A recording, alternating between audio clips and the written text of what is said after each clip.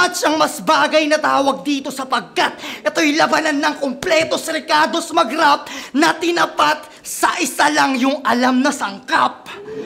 What? Pero kailangan pa rin naman ng flip top, mga ganyang klase tumira.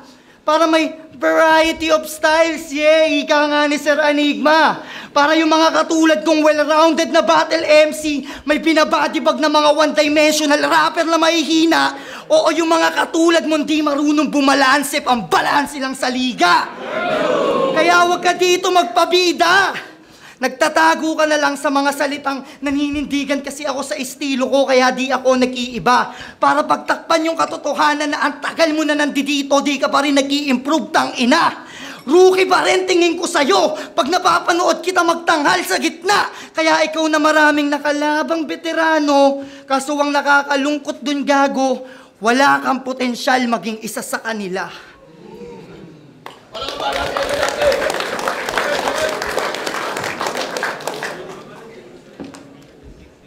Kaibigan kita, tol. Hindi kita kayang saktan, tol. Kita, boy.